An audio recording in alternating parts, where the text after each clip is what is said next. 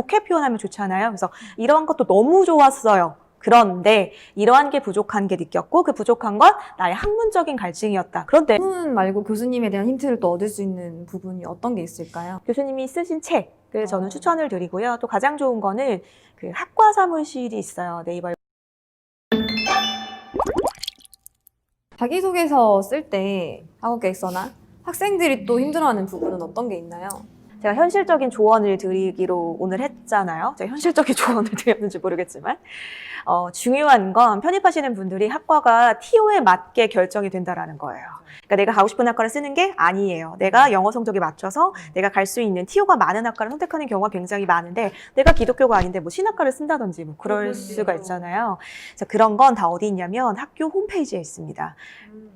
그래서 학교 홈페이지 잘 보시면요. 학과 소개도 있고 거기 밑에 진로에 관련된 것도 있어요. 맞아요. 또 좋은 학교들은요. 각 학교마다 만든 잡지라고 해야 되나? 그 학사보가. 학사보 같은 게 있는데 그게 주로 어디 있냐면 편입 입시 요강이 아니라 대입 입시 요강에 있어요. 그래서 학교마다 알림이 같은 웹진 같은 게 있거든요. 거기에 그 학과 소개 또 유명한 여기 나온 학교 사람들 이렇게도 검색해 볼 수 있고요. 또 네이버나 다음 포털을 이용해서 그 학과를 졸업한 사람들 좀 찾으셔서 어떤 과정을 겪었고 어떤 사람이 됐는지 어떤 사람을 지칭해서 따라간다고 해도 무방할 것 같아요. 네, 만약 그러려면 중요한 건 가치관, 지원 동기, 계획이 모두 연결돼야 된다는 거죠. 그래서 가치관을 언급할 때도 내가 이 사람을 존경해서 이런 가치관을 담았다. 근데 이 사람이 이런 과정을 겪었다더라. 나도 이렇게 좀 유사하게 가볼 계획이다 정도도 좋을 것 같고요. 어렵지 않죠? 맞아요. 왜냐하면 또 어문 계열의 이제 분들은 사실은 자기가 스페인어학과를 가고 싶지 않은데 이제 성적에 맞춰서 스페인어학과를 쓰시는 분들도 상당히 많으세요. 그러면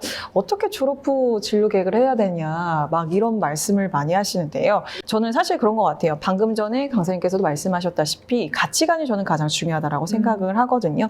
뭐 유엔에 들어가도 상관없고 국제협력기구에 들어가도 상관없습니다. 그렇다면 왜 내가 국제협력기구에 들어가야 되는 건지, 내가 왜 유엔에 들어가야 되는 건지에 대한 명확한 본인의 가치관과 신념이 들어가게 되면 그게 졸업 후 계획이 될 수 있다는 점. 좀 끼어들게요. 네. 이걸 다른 말로 풀면 직업관이에요.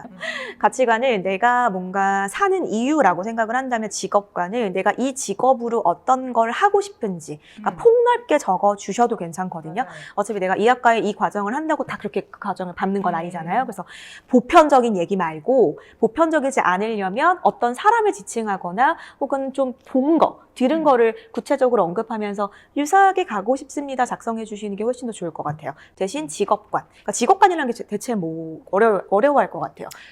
저희가 교육을 하면서 느꼈던 게 무엇이냐면 저희만의 교육관이라는 게 있거든요. 저는 사실 생각을 실천하게 만드는 교육관을 가지고 있습니다. 그러면 여러분들이 어떤 직업을 가지는데 어떤 생각을 가지고 이 직업을 선택하느냐가 여러분들의 직업관이 될 수 있다라고 말씀드리고 싶어요. 내가 A라는 사람을 존경하는데 사람들을 내가 누굴 존경할지를 생각을 해요. 근데 그게 중요한 게 아니라 내가 얘를 맞아요. 왜 존경하는지가 중요한 거거든요. 똑같아요. 내가 이걸 갈 거야가 중요한 게 아니라 왜 갈 건지 그 왜는 어디 있다? 직업관에 있습니다. 요거 하나 제가 말씀드리고 싶어요. 제가 합격시킨 친구 중에 하나의 사례를 말씀드리고 싶은데요. 이 친구가 경제정책 전문가가 되고 싶어서 경제학과에 진학하려고 한 친구였어요. 그런데 진로계획에다 어떻게 썼냐면 대부분의 학생들이 이렇게 써요. 저는 경제정책 전문가가 되고 싶습니다. 그래서 이 학과에 지원하게 되었습니다. 맞아요. 경제정책 전문가가 되고 싶어서 이 학과에 지원한 건 맞는데 제가 늘 강조하는 건 뭐였냐면 어떤 경제정책 전문가가 되고 싶은지가 가장 중요한 거거든요.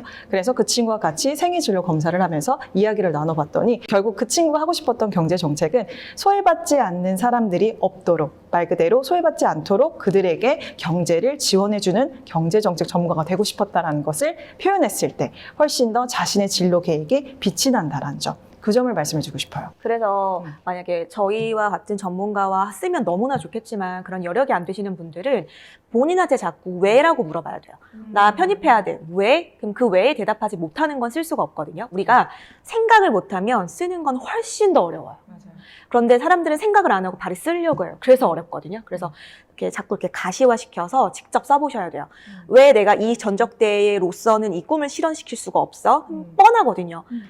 갈증이 있고 거기에 한계가 있고 그 한계가 뭐였어? 시스템이었어? 아니면 공부였어? 뭐 가령 이런 거. 어떤 친구는 영화를 배우고 싶어서 갔는데 영화에 대한 이론을 배우는 게 아니라 실무만 미친 듯이 한 거예요. 그래서 이론적인 갈구가 있었대요. 그럼 그거를 배우기 위해서 여학과를 갔어를 연결시키면 되거든요. 그래서 자꾸 왜라고 물어봐 주시는 게 굉장히 좋고, 그러면 뭔가 거기에 정답이 있다. 그리고 막 완벽하게 쓰시려고 하면 써지지가 않아요. 그래서 진짜 어려우신 분들은 그냥 녹음을 하고, 요즘은 카카오톡 음성 메시지라고 나와의 채팅에 스스로 녹음해서 스스로 보낼 수 있는 시스템이 있거든요. 그거로 혼자 말하면서 좀 대화하시는 거 괜찮을 것 같아요. 왜 지원했어요? 제가 지원한 이유는 그 떠듬떠듬 얘기하는 걸 글로 옮겨보는 게 아마 효율적인 면에서는 훨씬 더 쉬울 수 있겠다라고 말씀을 드릴게요. 면접 대비도 될 것 같아요. 당연하죠. 그렇죠. 자기소개서라는 게 결국은 내 경험에 대한 거를 훑어보는 과정이라서 꼭 하셔야 되고, 제가 꼭 하고 싶었던 말씀이 뭐였냐면, 자기소개서 쓰시는 분들이 약간 이게 필요하니까 빨리 써야 되니까 라는 것에서 접근해서 쓰시거든요. 근데 우리 편입하시는 분들은 앞으로 취업하셔야 되고, 또 자기소개서 면접이라는 건 늘 겪어야 되는 관문이잖아요. 그걸 통과하시려면 지금 진지하게 내 어떤 생애진로 과정에 대해서 한번 점검하실 필요가 있고, 지금 잘 써놓으면 앞으로 또 취업하거나 그럴 때 똑같거든요, 문항이. 그래서 굉장히 도움이 될 수 있겠다라고 말씀을 꼭 드리고 싶어요.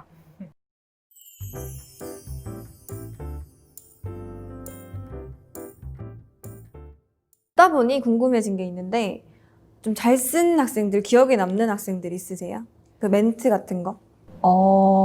그 멘트 같은 거는 여기 댓글 남겨주시면 추첨을 해서 제가 전문을 공개를 해드릴 수도 있고요.